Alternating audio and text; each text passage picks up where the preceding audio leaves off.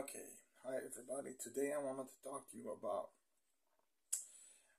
you know that I'm a horror fan by now.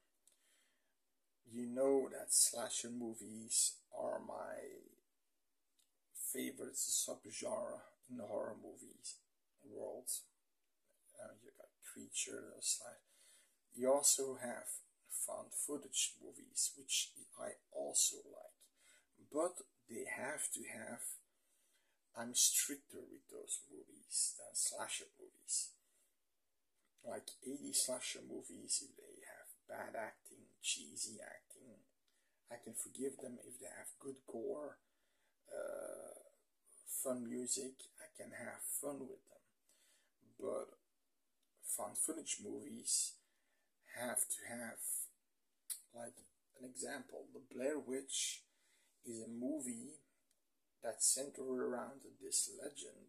You have to have a good team. Okay, this is about the Blair Witch, and they interview the people, and it builds up the tension when they go camping, and shit starts happening, and then shit starts happening more till it gets to a boiling point when there's the creepy atmosphere, creepy shit going on. They don't know what the hell they're going in. It's build up, and that's what I wanted to say. I like a slow build up intention in my found footage movies. So, like a person that gets interviewed and says, if you're going to go there, you're gonna die. That's a foreshadowing interview, right? That's already tension. That's already tension building. Um, Also, the end, you know, the untimely deaths of these people. In most found footage movies, all people die. There are found footage movies that don't, but I don't care if everybody dies because it gives me more of a creepier feeling that they're all gonna die, and it's because of most of the times their stupidity of not listening to the people. Um, I know there are a few people that like a Survivor, but it's still found footage. Then it's not found footage, then it's just footage, right? Okay, so there is this movie called Willow Creek, and if you punch in 20 best found footage movies, it's always in there. It's about a couple, Kelly and Jim. It's directed by Bob Goldthwait. Now, I heard that name before. I'm not sure. I think he directed or produced, a few other low-budget movies. Now, it's about Bigfoot. So they're going. I'm not a Bigfoot fan. I've never been. It's a creature that is not inherently evil. It's just a creature that the legend says it's territorial. It just wants to be left alone. So it's not a creature that will rip you apart. Usually, it just stomps you to death, and that's it. So it doesn't give the creature doesn't give me the willies from oh shit no, no. It's like going to the zoo and seeing a gorilla. So no. Um, so they are looking for Bigfoot. Now there's this the famous picture where you see blurry a Bigfoot creature, probably a guy in a costume, and it was taken in a certain area in the United States. I'm not sure where. Was it California? I'm not sure where. Now they go to town to town to town, and they're talking with people, and they're filming each other, kissing each other, having a lovey-dovey thing, having you know, and when they're in a diner, if you see just besides them there's a missing poster, and it's a woman. Now that comes back in later. Now at some point that's the first, so we're already an hour in or so. They go in, they want to park their car. Somebody comes there and gets really mad and says, "Get the fuck out of here, you motherfucker, get the fuck out of here." Okay, get the fuck out of there. They park somewhere else, get out, hike to a very dense wooded area, and they camp. Okay, so in the first 10 minutes in this tent are really awkward because he asks her to marry her and she says no. So you have, okay, you have that. So all that lovey-dovey stuff, and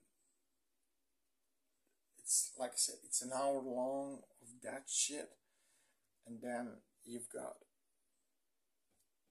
10 minutes of that shit, and then when they go to sleep, they hear crackling, they hear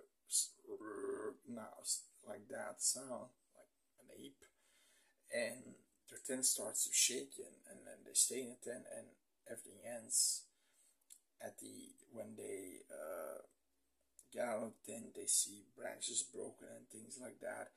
They hike back to the car. Now this is the most stupid thing they could do.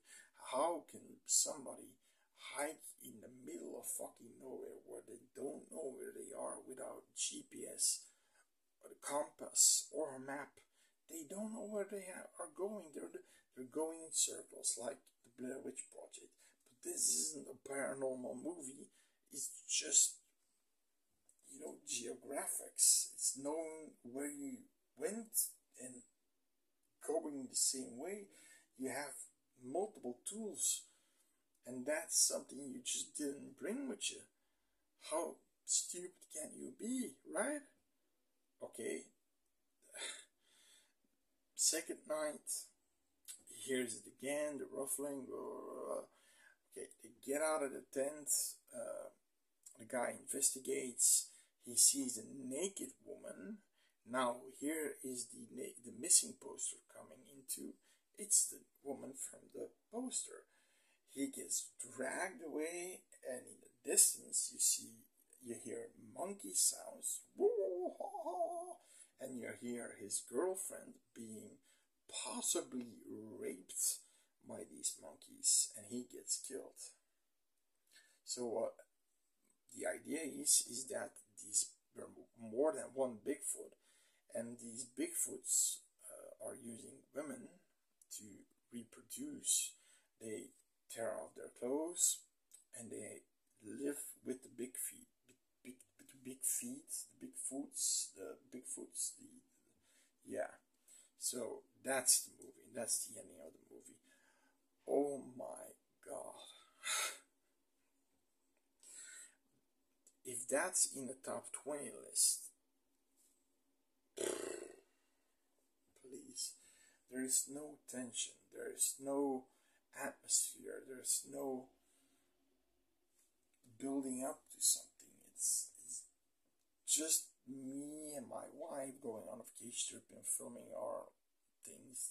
That's basically what same shit is. We went to Maine last year, a few years back. We filmed Maine, yeah. It's a wooden area and the ocean, and that's the movie. And it gets a top 20. It gets a 5.1 or 5.2 on IMDb. What the fuck? Oh no! If I can.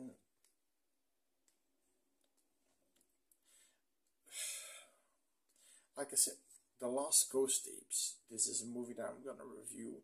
Is a much better Bigfoot movie. Exists is, I found it okay, but it's made by Eduardo Sanchez, who also made the Blair Witch Project.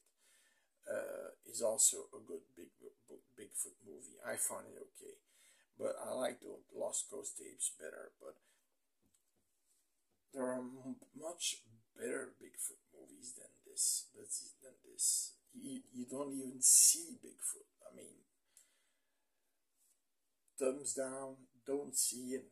Really, even if you're a found footage aficionado, don't see it. Don't waste your time. Bye.